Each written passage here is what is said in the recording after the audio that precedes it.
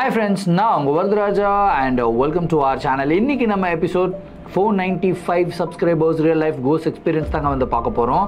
நம்மளுக்கு ஒரு அமானுஷமான பிரச்சனை நம்ம வாழ்கிற பூமியில் அதுவும் தரையில் நடந்தாலே சமாளிக்கிறது ரொம்ப கஷ்டம். அதுலேயும் குறிப்பாக ஒரு கடலுக்கு நடுவில் ஒரு அமானுஷ பிரச்சனை வந்துருச்சு அப்படின்னா அப்போது அதை எப்படி நீங்கள் ஃபேஸ் பண்ணுவீங்கன்றதை கொஞ்சம் யோசிச்சு பார்த்துருக்கீங்களா?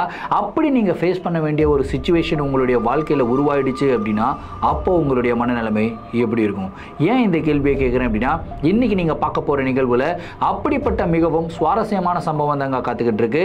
இந்த சம்பவத்தை நீங்கள் பார்க்கறதுக்கு முன்னாடி நீங்கள் நம்ம சேனலுடைய புதிய பார்வையாளராக இருந்தாலும் சரி, இல்லைனா நம்மளுடைய சேனலை பார்த்துட்டு இருக்கீங்க சப்ஸ்கிரைப் பண்ணாமல் பார்த்துட்டு இருக்கீங்க அப்படின்னா தயவுசெய்து சப்ஸ்கிரைப் பண்ணிக்கோங்க. கூடவே இருக்கிற பெல் ஐகானை கிளிக் பண்ணிக்கோங்க. அப்போ தான் நான் எவ்ரி ஆல்டர்னேட்டிவ் டே போடுற வீடியோ உங்களால் உடனே பார்க்க முடியும். இப்போ வாங்க ஸ்ட்ரைட்டாக வீடியோக்குள்ளே போகலாம்.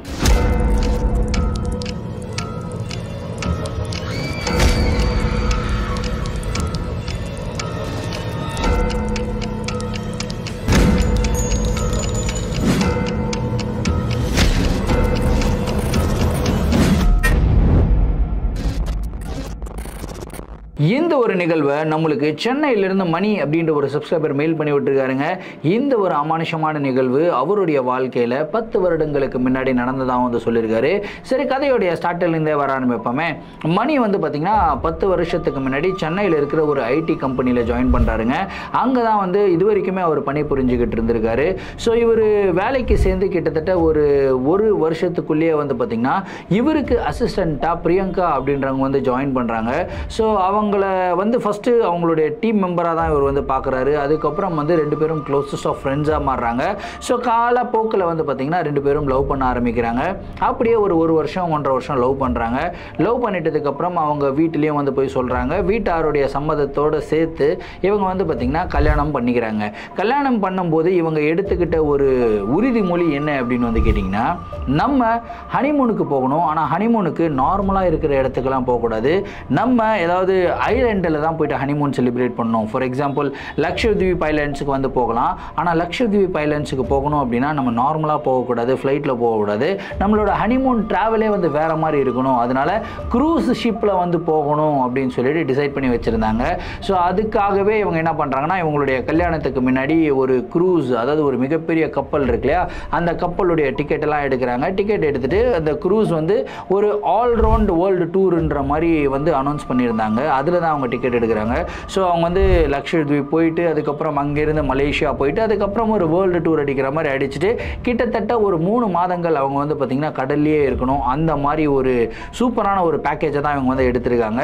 ஸோ இவங்களுமே வந்து பார்த்திங்கன்னா கல்யாணத்துக்கு அப்புறம் ரொம்ப ஆவலாக அந்த ஒரு க்ரூஸ் ஷிப்புக்குள்ளே என்டர் ஆகுறாங்க.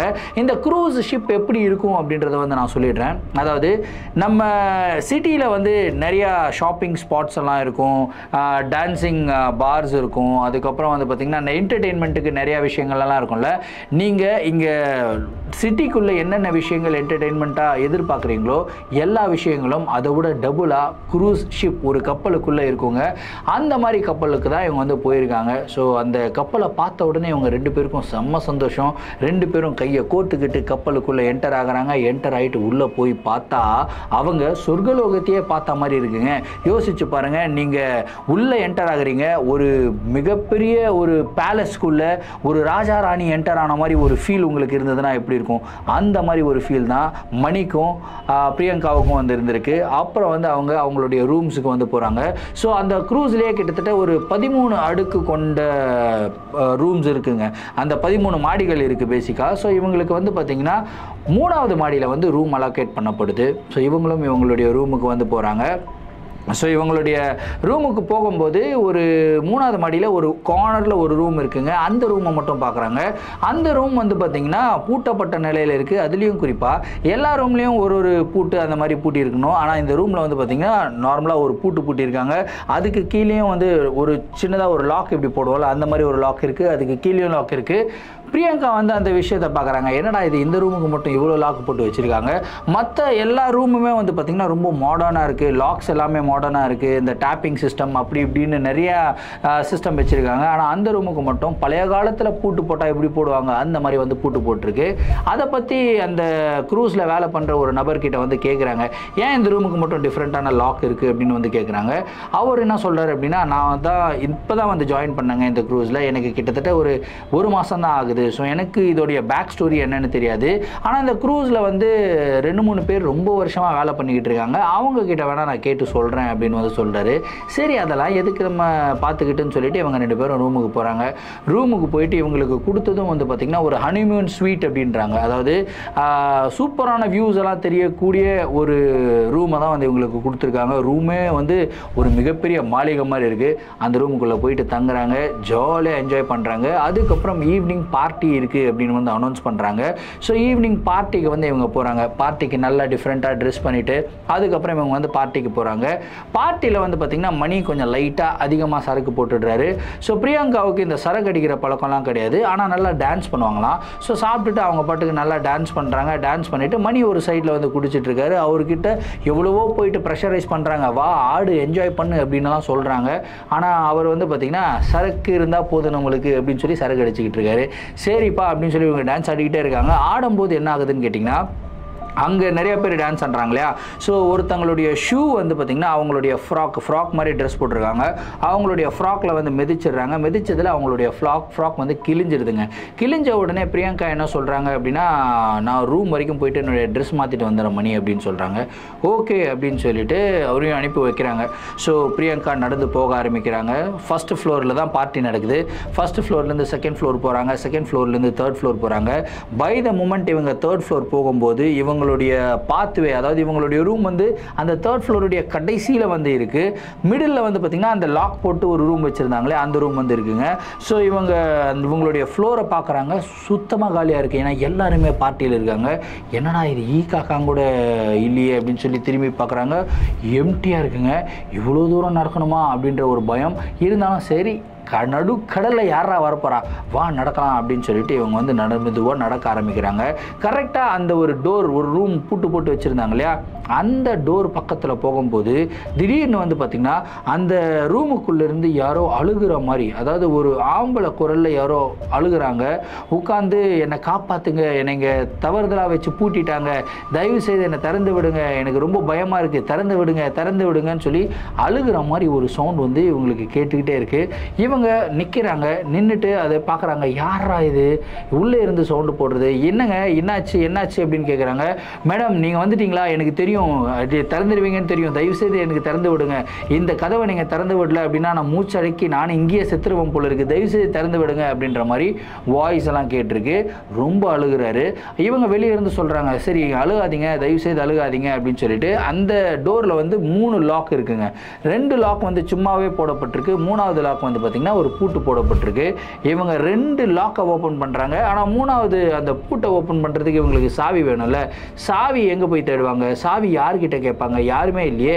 இல்லைங்க இது 3வது பூட்டு போட்டிருக்குங்க, அது சாவி யார்கிட்டையும் இல்லைங்க, யார்கிட்ட போய் கேட்குறதுன்னு தெரியல, எப்படி நான் திறக்க முடியும் அப்படின்னு வந்து சொல்கிறாங்க. இல்லை மேடம் இங்கேயே பாருங்கள், சுற்று வட்டாரத்தில் தான் சாவி இருக்கும், சாவி இங்கே தான் இருக்கும், தயவுசெய்து என்னை விட்டுட்டு போயிடாதீங்க மேடம், எனக்கு ரொம்ப பயமாக இருக்குது அப்படின்னு சொல்லிக்கிட்டே இருக்கும்போது திடீர்னு வந்து பார்த்திங்கன்னா மேலேருந்து ஏதோ டமால்னு கீழே விழுகிற மாதிரி சவுண்டு கேட்குதுங்க. என்னடா இது மேலேருந்து கீழே விழுகுது அப்படின்னு சொல்லி கீழே பார்த்தா கீழே ஒரு சாவி இருக்குதுங்க. அந்த சாவியை அவங்க கையில் எடுக்கிறாங்க. கையில் எடுத்து ஒருவேளை இந்த சாவி தான் இந்த பூட்டுக்கான சாவியாக இருக்குமோ அப்படின்னு சொல்லி யோசிக்கிறாங்க. இந்த டைமில் இவங்களுக்கு இன்னொரு திங்கிங்குமே இருக்குது. நம்ம இங்கே நின்றுக்கிட்டு இருக்கோம், வேறு யாருமே இல்லை, உள்ள ஒரு நபர் மாட்டிக்கிட்டு இருக்காரு. அவர் வந்து நம்மக்கிட்ட பேசுகிறாரு, சாவி இங்கே தான் இருக்கும் அப்படின்னு வந்து சொல்கிறாரு. இப்படி பேசிக்கிட்டு இருக்கும்போதே சாவி மேலே இருந்து கீழே விழுகுது அப்படின்னா யார் போட்டிருப்பாங்க, ஒருவேளை நம்மளை தவிர வேறு யாரோ இங்கே இருக்கிறாங்களோ அப்படின்ற ஒரு பயம் பிரியங்காவுடைய மனசுக்குள்ளே வர ஆரம்பிக்குதுங்க. அவங்க என்ன பண்ணுறாங்கன்னா குடுன்னு சாவியை அதே இடத்துல போட்டுட்டு ஓடிடுறாங்க. அவங்களுடைய ரூமுக்கு போயிட்டு ட்ரெஸ் சேஞ்செலாம் பண்ணுறாங்க. ட்ரெஸ் சேஞ்செலாம் பண்ணிவிட்டு திரும்பியும் வந்து பார்ட்டிக்கு போகிறதுக்கு அந்த வழியாக தானே நடந்து போகணும், திரும்பியும் நடந்து போகிறாங்க. கரெக்டாக இவங்க அந்த இடத்துக்கு நடந்து நடந்து வரும்போது ரூமுக்குள்ளே இருந்து திரும்பியும் அந்த நபர், மேடம் இங்கே தான் நடந்து போய்கிட்டு இருக்கீங்க, என்னை காப்பாற்ற மாட்டீங்களா அப்படின்ற ஒரு வாய்ஸ் கேட்குதுங்க. இப்போ பிரியங்காவுக்கு செம்ம ஷாக்கு. என்னடா இது, நான் இப்படி நடந்து போகிறேன், நான் தான் நடந்து போகிறேன் அப்படின்ற ஒரு விஷயம் எப்படி ரூமுக்குள்ளே இருக்கிறவனுக்கு தெரியும்? ரூமுக்குள்ளே இருந்து ஒருவேளை என்னை பார்த்துக்கிட்டு இருக்கானா, இல்லை இங்கே சிசிடிவி ஃபுட்டேஜ் எல்லாம் இருக்குது, இந்த சிசிடிவி ஃபுட்டேஜில் ஏதாவது அவன் ஆக்சஸ் பண்ணுறானா, ஒன்றுமே புரியலையே அப்படின்னு சொல்லிட்டு இவங்க கன்ஃபியூஸ்டாக அதே இடத்துல நின்றுக்கிட்டு இருக்காங்க. நின்றுக்கிட்டு இருக்கும்போது ஒரு விஷயத்தை பார்க்குறாங்க. இவங்க கீழே இந்த சாவியை தூக்கி போட்டாங்க இல்லையா, அந்த ஒரு சாவி வந்து பார்த்திங்கன்னா கீழே இல்லை. இவங்க பார்க்குறாங்க, ஒருவேளை அந்த சாவியை யாரோ எடுத்துட்டாங்களோ அப்படின்னு சொல்லி யோசிச்சுக்கிட்டே இருக்கும்போது, மேடம் நீங்கள் சாவியை தான் தேடுறீங்கன்னு தெரியும், இப்போ வரும் பாருங்கள் சாவி அப்படின்னு அந்த உள்ளேருந்து ஒரு நபர் சொல்கிறாங்க. சொல்லும்போது பார்த்தீங்கன்னா பட்டுன்னு சாவி மேலேருந்து கீழே விழுது. சாவியை பார்த்த உடனே இவங்களுக்கு அல்லு கலன்றது. கொய்யால் இங்கே என்னமோ நடக்குதுன்னா நம்மளை கிளியராக வாட்ச் பண்ணுறாங்க, இதுக்கு மேலே இங்கே தனியாக நிற்கக்கூடாதுன்னு சொல்லி பிடிக்கிறாங்க ஒரு ஓட்டத்தை. அங்கேருந்து ஓடுறாங்க, நேராக பார்ட்டி ஹாலுக்கு வந்து ஓடுறாங்க. ஓடி போயிட்டு அங்கே பார்த்தா மணி வந்து பார்த்தீங்கன்னா மட்டையாயிட்டாரு. என்னடா மணி இந்த மாதிரி மட்டையாயிட்டாடா, ஹனிமூனுக்கு வந்துட்டு நீ இந்த மாதிரி மட்டையாகலாமா அப்படின்னு சொல்லிட்டு மெதுவாக அவரை வந்து பிடிச்சி தூக்கி தோள்பட்டையில் வந்து கையை போட்டுக்கிட்டு இன்னொரு பர்சன், அதாவது அந்த க்ரூஸில் ஒர்க் பண்ணுறாங்க இல்லையா, அந்த பர்சனோட ஹெல்ப்போட மணியை வந்து ரூமுக்கு கூட்டிகிட்டு போயிட்டே இருக்காங்க. இந்த தடவை ரூமுக்கு கூட்டிகிட்டு போகும்போது அந்த ரூமை கிராஸ் பண்ணி தான் போகிறாங்க. அதாவது பூட்டு போட்டுருந்தது இல்லையா, அந்த ரூமை கிராஸ் பண்ணி தான் போகிறாங்க. ஆனால் எந்த சவுண்டுமே கேட்கல, சைலண்ட்டாக இருக்குது. இப்போ பிரியங்காவுடைய மனசெல்லாம் என்னடா இது, ரூமுக்குள்ளேருந்து சவுண்டு வரணுமே, ஆனால் சவுண்டு வரவே இல்லையே, ரொம்ப சைலண்ட்டாக இருக்கே, ஒருவேளை நம்ம தனியாக வரும்போது நம்மளே வந்து இமேஜின் பண்ணிக்கிட்டோமோ அப்படின்னு சொல்லி இவங்களுக்கு ஒரு திங்கிங். அதுக்கப்புறம் இவங்களை வந்து பார்த்திங்கன்னா மணியை கூட்டிகிட்டு போய் ரூமில் படுக்க வைக்கிறாங்க. இவங்களுக்கும் ரொம்ப டயர்ட் ஆகிடுச்சு, ஏன்னா பார்ட்டியில் நல்லா டான்ஸ் ஆடிட்டாங்க. சரி படுத்து தூங்கலாம் அப்படின்னு சொல்லி ட்ரெஸ் சேஞ்ச் பண்ணிவிட்டு படுத்து தூங்கிக்கிட்டே இருக்காங்க. நல்லா தூங்கிக்கிட்டு இருக்கும்போது திடீர்னு வந்து பார்த்திங்கன்னா இவங்களுக்கு ஒரு கனவு வருதுங்க. கனவில் வந்து இவங்க அந்த ரூம் பக்கத்தில் போகிறாங்க, ரூமை ஓப்பன் பண்ணுறாங்க. ரூமை ஓப்பன் பண்ணால் உள்ள ஒரு பர்சன் வந்து பார்த்திங்கன்னா பயங்கரமாக அடிப்பட்ட நிலையில் வந்து மயக்கம் போட்டு கீழே விழுந்து கிடக்கிறா. மேடம் என்னை காப்பாற்றுங்கன்னு சொன்னேனே, நீங்கள் ஏன் காப்பாற்றலை அப்படின்னு சொல்லி அந்த பர்சன் வந்து அழுதுகிட்டே இருக்காங்க. அழுதுகிட்டே இருந்து திடீர்னு என்ன ஆகுதுன்னு கேட்டிங்கன்னா இவங்க மேலே வந்து பாயிறாங்க. இவங்க மேலே பாயும்போது இவங்க பயத்தில் அப்படி எழுந்து உட்காடுறாங்க. எழுந்து உட்காரும்போது தான் ஒரு விஷயத்தை நோட்டீஸ் பண்ணுறாங்க. இவங்க ஒரு ஒயிட் கலர் டிஷர்ட்டும் ஒயிட் கலர் ஷார்ட்ஸும் போட்டு தான் வந்து படுத்து தூங்கிக்கிட்டு இருந்தாங்க. அந்த ஒயிட் கலர் டிஷர்ட்லேயும் ஒயிட் கலர் ஷார்ட்ஸ்லையுமே வந்து பார்த்திங்கன்னா ரத்த கரைகள் வந்து இருந்திருக்கு. அதை நோட்டீஸ் பண்ணுறாங்க. அதுக்கப்புறம் இவங்க உள்ளே வந்து படுக்கும்போது வந்து பார்த்திங்கன்னா ஒரு 3 மணி இருந்ததுங்க. ஆனால் இப்போ டைமை பார்க்குறாங்க, அதிகாலை 4 மணி இருக்குது. என்னடா இது அதிகாலை 4 மணி, 1 மணி நேரம் தானே தூங்கணும், ஆனால் ரொம்ப நேரம் தூங்கின மாதிரி இருக்கு. சரி சும்மா அப்படி வெளியே வாக்கிங் போயிட்டு வருவோம் அப்படின்னு சொல்லிட்டு வெளியே வாக்கிங் போகிறாங்க. அந்த பக்கம் நடந்து போகும்போது ஒரு ஷாக்கிங்கான ஒரு விஷயத்தை பார்க்குறாங்க. என்னென்னு கேட்டிங்கன்னா ஒரு ரூம் மூடப்பட்ட நிலையில் இருந்ததில் அந்த ஒரு ரூம் வந்து பார்த்திங்கன்னா இப்போது ஓப்பனாக இருந்தது. பூட்டு கீழே விழுந்திருந்தது, சாவியும் அதுக்கு பக்கத்திலே விழுந்திருந்தது. உள்ளே எட்டி பார்க்குறாங்க. உள்ளே எட்டி பார்த்தா ஃபுல்லாக ரத்தக்கரையாக இருக்குது. அப்புறம் உள்ளே வந்து பார்த்திங்கன்னா ஒரு சோஃபா இருக்குது, சோஃபாலாம் கிழிஞ்சு போன நிலையில் இருக்குது. அதுக்கப்புறம் உள்ளே ஒரு ஜீசஸோடைய கிராஸ் இருக்கும் இல்லையா, அந்த கிராஸ் வந்து பார்த்திங்கன்னா தலைகீழாக திரும்பி இருந்தது. அதாவது இந்த ஆன்டி கிரைஸ்ட் அப்படின்லாம் சொல்லுவாங்க இல்லையா, அந்த மாதிரி தலைகீழாக திரும்பி இருந்தது. ஸோ உள்ளே அதை பார்த்த உடனே இவங்களுக்கு வந்து பார்த்திங்கன்னா ஒரு மிகப்பெரிய வைப், அதாவது ஒரு நெகட்டிவ் வைப்ரேஷன்ஸ் வந்து கிரியேட் ஆச்சுங்க. சரி மேலும் அந்த ரூமுக்குள்ளே போய் பார்க்கலான்னு சொல்லிட்டு இவங்க கால் அடி எடுத்து வைக்கிறாங்க. பட்டுன்னு வந்து பார்த்திங்கன்னா இவங்க கால் வச்ச உடனே அந்த டோர் வந்து அப்படியே க்ளோஸ் ஆகிற மாதிரி வருதுங்க. பயந்து இவங்க கால் எடுக்கிறாங்க. பட்டுன்னு அந்த டோர் வந்து இப்படி க்ளோஸ் ஆகுது. க்ளோஸ் ஆன உடனே இவங்க அந்த இடத்துல இருந்து கிளம்புறாங்க. டைமை பார்க்குறாங்க, 4:30 மணி. கரெக்டாக வந்து ரூமுக்கு போயிடுறாங்க. ரூமுக்கு போயிட்டு படுக்கிறாங்க. கரெக்டாக ஒரு 15 நிமிஷத்தில் நல்லா தூங்கிடுறாங்க. ட்ரெஸ் சேஞ்ச் பண்ணிடுறாங்க. ஆப்வியஸாக அந்த ஒயிட் டிஷர்ட்லலாம் ரத்தக்கரைகள்லாம் இருந்ததில் இவங்களுக்கு ஒரு டவுட், எப்படா இந்த ரத்தக்கரைகள்லாம் நம்ம டிஷர்ட்டுக்கு வந்திருக்க முடியும் அப்படின்னு சொல்லிட்டு இவங்க என்ன பண்ணுறாங்கன்னா படுத்து தூங்கிடுறாங்க. நல்லா தூங்கிக்கிட்டு இருக்கும்போது திடீர்னு ஒரு 10 நிமிஷம் கழிச்சு இவங்களுடைய ரூம் டோரை யாரோ டக் டக் டக் டக் டக் டக்குன்னு தட்டுற மாதிரி ஒரு சவுண்டுங்க. என்னடா இது, யாரா நம்மளுடைய ரூம் டோரை தட்டுறது அப்படின்னு சொல்லி இவங்க எழுந்துக்கிறாங்க. மணியுமே வந்து பார்த்திங்கன்னா அப்போ கொஞ்சம் கான்ஷியஸ் ஆகிடுறாரு. போதையெல்லாம் கொஞ்சம் லைட்டாக இறங்கிட்டு இருக்கு. கான்ஷியஸாக ஏந்து உட்காந்து என்னம்மா ஆச்சு அப்படின்றாரு. யாரோ டோரை நாக் பண்ணுறாங்க. இந்த டைமில் யார் டோர் நாக் பண்ணுவா, காலையில் ஒரு 4:30 4:45 மணி ஆகுது அப்படின்னு சொல்லிட்டு மெதுவாக எழுந்து போகிறாரு. எழுந்து போயிட்டு டோரை ஓப்பன் பண்ணுறாரு. டோரை ஓப்பன் பண்ணால் அந்த க்ரூஸில் ஒருத்தர் வேலை பண்ணிக்கிட்டு இருந்தார் இல்லையா, அந்த ஒரு பர்சன் வந்து இங்கே நின்றுக்கிட்டு இருக்காருங்க. நின்றுக்கிட்டு என்ன தெரியுமா சொல்றாரு, என்னங்க நீங்கள் பாட்டுக்கு இந்த மாதிரி படுத்து தூங்கிட்டீங்க, பாருங்கள் உங்களுடைய ரூமுக்கு எதிரில் என்ன இருக்குது கீழே பாருங்கள் அப்படின்னு வந்து சொல்கிறாரு. கீழே பார்த்தா கீழே வந்து பார்த்தீங்கன்னா ஒரு நபர் பயங்கரமாக தாக்கப்பட்ட நிலையில் செம்மையாக அடிச்சிருக்காங்க. அந்த நபருடைய வாயில் முகத்தில் எல்லாமே ரத்தம். அந்த ரத்தம் படிஞ்ச நிலையில் அந்த நபர் வந்து பார்த்திங்கன்னா அந்த ரூமுடைய வாசலில் வந்து படுத்து கிடக்கிறாரு. இதை பார்த்த உடனே அவர் வந்து பயங்கர ஷாக். அது பிரியங்காவுக்கும் பயங்கர ஷாக்கு, மணிக்கும் பயங்கர ஷாக்கு. இவர் யாருன்னே தெரியாதங்க, எப்படிங்க இவர் வந்து எங்கள் ரூம் வாசலில் விழுந்து கிடக்கிறாரு அப்படின்னு சொல்லி அவர்கிட்ட பேசிக்கிட்டு இருக்கும்போது அப்போ தான் அந்த பர்சன், அதாவது அந்த க்ரூஸில் ஒர்க் பண்ணுறாரு இல்லையா, அவர் வந்து சொல்கிறார், இல்லைங்க நாங்கள் சிசிடிவி ஃபுட்டேஜில் பார்த்தோம், உங்கள் ஒய்ஃப் தான் ஒரு அரை மணி நேரத்துக்கு முன்னாடி அவர்கிட்ட வந்து பேசிக்கிட்டு இருந்தாங்க. அதுக்கப்புறம் திடீர்னு அந்த ஸ்க்ரீன் வந்து பிளாக் அவுட் ஆகிடுச்சு, என்னாச்சுன்னு தெரில. என்னடா இது ஸ்க்ரீன் பிளாக் அவுட் ஆகிடுச்சுன்னு சொல்லி அந்த இடத்துக்கு நாங்கள் நடந்து வரும்போது பார்த்தா 2 பேரும் அந்த இடத்துல இல்லை. அதுக்கப்புறம் மேலும் நடந்து வரும்போது தான் இந்த நபர் வந்து உங்களுடைய ரூம் வாசலில் கிடக்கிறாரு அப்படின்ற ஒரு விஷயத்த சொல்கிறாங்க. இதை சொன்ன உடனே மணிக்கு சரியான ஒரு கோவம். எப்படா என் பொண்டாட்டியை பார்த்து நீங்கள் எப்படி சொல்லலாம், என் பொண்டாட்டி எப்படா அவங்க பேசுவாங்க, தூங்கிக்கிட்டு இருந்தாங்க, நான் தான் கூட தூங்கிக்கிட்டு இருக்கேன், எப்படி நீங்கள் சொல்லுவீங்க அவங்க வெளியே போனாங்க அப்படின்னு சொல்லிட்டு அவ்வளோ சண்டை போடுறாரு. அந்த டைமில் வந்து பார்த்திங்கன்னா இன்னொரு பர்சனுடைய என்ட்ரி உண்டாகுது. அந்த பர்சன் வந்து ஒரு சாமியார் மாதிரி இருக்காரு, மிகப்பெரிய மாலை எல்லாமே போட்டிருக்காரு. அந்த பர்சன் அந்த இடத்துக்கு என்ட்ரி ஆகிறாரு. என்ட்ரி ஆகி உங்கள் மனைவி கொஞ்சம் தனியாக இருக்க வைக்கணும், உங்கள் மனைவி கூட நீங்கள் இருக்காதீங்க அப்படின்னு வந்து சொல்கிறாரு. சார் என்ன சார் பைத்தியகாரத்தனமாக பேசிகிட்டு இருக்கீங்க, நடுக்கடலில் நாங்கள் ஹனிமூன் கொண்டாடிக்கிட்டு இருக்கோம், என் பொண்டாட்டி கூட நான் இல்லாமல் வேறு எங்கே சார் இருப்பேன் அப்படின்னு வந்து சொல்கிறாரு. இல்லை இப்போது அவங்க உங்களுடைய மனைவியில், உங்கள் மனைவியுடைய உடலுக்குள்ளே ஒரு மிகப்பெரிய சாத்தான் இருக்குது அப்படின்னு வந்து சொல்கிறாருங்க. அவர் சொல்ல இங்கே பிரியங்கா இருக்காங்களே, அவங்களுடைய பாடி ரியாக்ஷன் வந்து வேறு மாதிரி ஆகுது. அவங்களுடைய ஃபேஸ் ரியாக்ஷன் அப்படியே கோவமாக பண்ணுறாங்க. கோவமாக பண்ணிவிட்டு என்ன நீ சொல்கிற அப்படின்னு வந்து சொல்கிறாங்க. இந்த மாதிரி வாய்ஸ் மாடுலேஷன்லாம் பேசின உடனே எல்லாருக்குமே பயம் இருக்குது. அப்படியே மணியே திரும்பி பயப்படி பார்க்குறாரு. ஐயோ சாதாரணமாகவே கொஞ்சம் லைட்டாக பேய் மாதிரி இருப்பா, இப்போது பேய் புகுந்த மாதிரி இன்னும் பயங்கரமாக இருக்கிறாளே அப்படின்ற ஒரு ரியாக்ஷனில் தான் அவர் வந்து பார்க்குறாருங்க. அப்புறம் வந்து பார்த்திங்கன்னா அந்த சாமியார் வந்து உள்ளே வர்றாரு. உள்ளே வந்து என்ன சொல்கிறாரு அப்படின்னா, நான் ஒரு 3:30 மணி அளவில் உங்களுடைய மனைவியை பார்த்தேன், அவங்க எங்கே இருந்தாங்க அப்படின்னா அந்த பூட்டு போட்டிருந்தது இல்லையா, அந்த ஒரு ரூம் வாசலில் தான் இருந்தாங்க. அவங்க தான் அந்த சாவியை எடுத்து அந்த பூட்டை ஓப்பன் பண்ணாங்க, அந்த டோரையும் திறந்து விட்டாங்க. டோர் திறந்து விட்டு அடுத்த 10 நிமிஷத்துக்கு அவங்க அப்படியே சிலை மாதிரி நின்றுக்கிட்டு இருந்திருக்காங்க. அதுக்கப்புறம் ஆவி மாதிரி ஏதோ ஒரு விஷயம் இவங்களுடைய உடலுக்குள்ளே போடுறத நான் கண் கூட பார்த்தேன். உடலுக்குள்ளே பூந்துட்டதுக்கு அப்புறம் இவங்க ரொம்ப வித்தியாசமாக வந்து ரியாக்ட் பண்ண ஆரம்பித்தாங்க. அப்படியே சிலை மாதிரி நின்றுக்கிட்டு இருந்தாலும் இவங்க அவங்களுடைய முக பாவனையெல்லாம் கொடூரமாக வச்சுக்கிட்டு இந்த பக்கமும் பார்க்க ஆரம்பித்தாங்க. அப்படியே ஒரு 2 நிமிஷம் கழிச்சு அந்த இடத்துல இருந்து நடந்து போக ஆரம்பிச்சாங்க.